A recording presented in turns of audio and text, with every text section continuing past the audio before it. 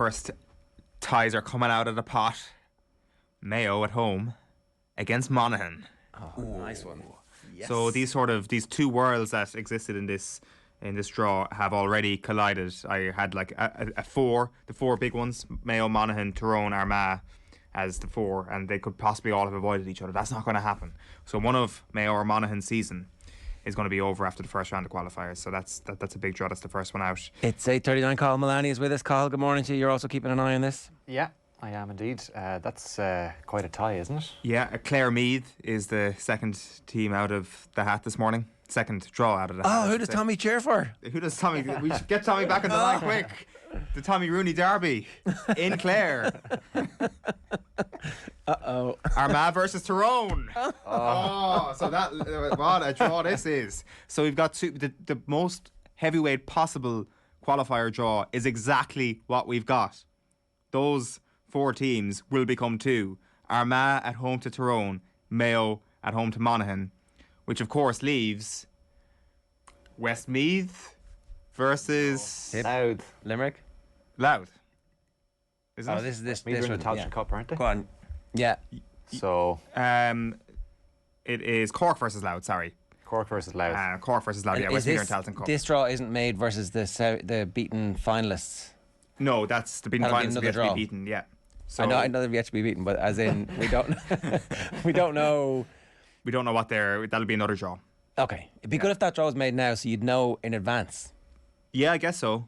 Well, then maybe unless they are doing it now, but it hasn't been done yet. So the full draw is Mayo. Maybe at home to rest Monaghan. players. Go on, start again. So yeah, this is all be played next weekend. Weekends of 4th and 5th of June. 5th, yeah. We've 2 weeks of build up for this. Yeah. Including a roadshow in Monaghan. No. In Mayo. Mayo. Before the Monaghan game. Mayo at home to Monaghan. Clare at home to Meath. Cork at home to Louth. Armagh at home to Tyrone. That's an absolute stonker of a qualifier draw to use. Brilliant. I'm picking them now. Phrase. I'm picking Mayo. I'm picking Cork.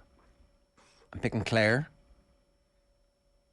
And the last one, I'm going to go with Geezer.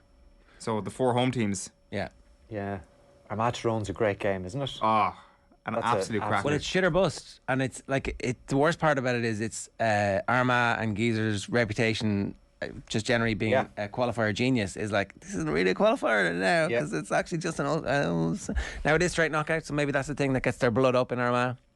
I don't know. Yeah, Jim McGuinness had an interesting article in the Irish Times, was it over the weekend or late last week, that Tyrone should introduce a lot of the under-20s into their squad to give them a little bit of a lift. Whether they, would Rory Canavan add something to Tyrone? I think he would. And so did Jim McGuinness. Yeah, he looks ready. It'd be a hell of a decision though, wouldn't it? Given But they need a spark from somewhere, I think. Now that game might provide it. I mean, there's no love lost there. Cork and Louth is a good draw for both of those counties. They'll both fancy themselves, I think, in that game. I think Cork should try and play that game in Páirc Uí Rinn again. Definitely. There should be no issue there, shouldn't? No, I don't think so. Not with they would probably expect fewer supporters than would have been with the Kerry game, even though they might try and get more people in. Like it feels, is that the sort of fixture that could give the Cork football fraternity a bit of a boost, where it's like there was an okay performance for 50 minutes and all of a sudden we've got the easiest possible draw. No disrespect allowed, but it is the easiest possible draw they could have got. Yeah. In that round, so maybe that's the sort of kick that they need, and all of a sudden then if they win that, they're into the last round of the qualifiers where there's going to be no Monaghan or Mayo or no Armagh or Tyrone. All of a sudden the path is cleared a little bit for those four teams: Clare, Meath, Cork, Louth. Certainly a little bit clearer than it would have been 5 minutes ago. Yeah. And then Mayo and Monaghan is that's a cracking tie to look forward to. And Monaghan certainly have a point to prove. They were beaten pretty soundly by Derry in that match that they played in the Ulster Championship semi-final, and then Mayo, there's been virtually no word out of the Mayo camp since the Galway match, so it's hard to know where they're at in terms of their injuries and stuff, but that'll be a cracker, and two well-supported counties as well, so there'll be a bumper crowd in Castlebar for that one. Oh, it's going to be great. It's like exactly what you want from this round of the qualifiers.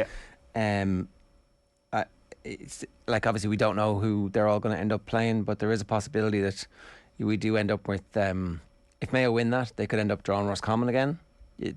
Or is this? It was only in the Tailteann Cup that you weren't allowed to replay Well, there will be no replay if it's Roscommon. Of course, of course. If it's Galway, they might avoid repeat ties if Roscommon come out on top. It could be if Dublin beat Kildare in the Leinster final, you could have a Mayo Kildare showdown again 4 years on from Newbridge or nowhere. There's a couple. That'd be in Croker there though. Yeah, probably. They will definitely bring two of those fixtures to Croke Park. You'd imagine in the second round of qualifiers, like I mean Derry or Donegal thrown into that mix. All things, if we're predicting this, Limerick are probably going to be in that qualifier draw, and then one of Galway or Roscommon as well. So the ties get more exciting, but there's two absolutely massive fixtures there already lined up. Yeah, so you feel like the football has taken off now from this weekend with the provincial finals. Yeah, nothing's happened yet. And then, yeah, you've had a couple of blockbuster games here and there, but really now, from now on, this is the... And the blockbuster games are all largely irrelevant in the overall scheme of whether or not we're going to have a new All-Ireland champion or if whether our team's going to be legitimate All-Ireland contenders. Unless, of course, there was something fatal that Derry exposed in Tyrone and Armagh can apply the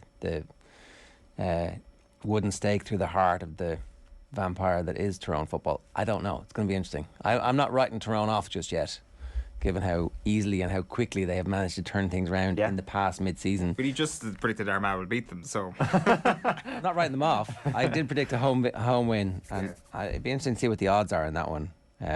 Is it a 50-50 game? Are Tyrone 2-point favourites? Just if even, yeah, it is. That's because of the venue. I think if Tyrone were at home, I think a lot of people expect the comeback. And the venues are going to be a big thing here because they're going to be in the provincial grounds that we've spoken about, where you don't want 20,000 in Croke Park or something like that, where the atmosphere is kind of dead. But like, can you imagine? This is what Proposal B would have given us. These games. Oh, no one's interested in them. No one wants to see these games. Yes, they do. These are exactly the games that everybody wants to see. Yeah. So, like, I mean, you're going to have bumper crowds that, like, you'd imagine Clare and Meath are two well-supported counties. There'll be a big Meath contingent down to Ennis, and then Porky Rinn for Cork and Louth should be well. There's a good buzz about Louth football despite that loss to Kildare. So it's a bank holiday weekend as well, of course. So, like, I mean, you've got Ennis, Castlebar, Cork and Armagh as your possible destinations for your 3 out of 4 getaway. bad. Yeah, Cork is a dump, sure.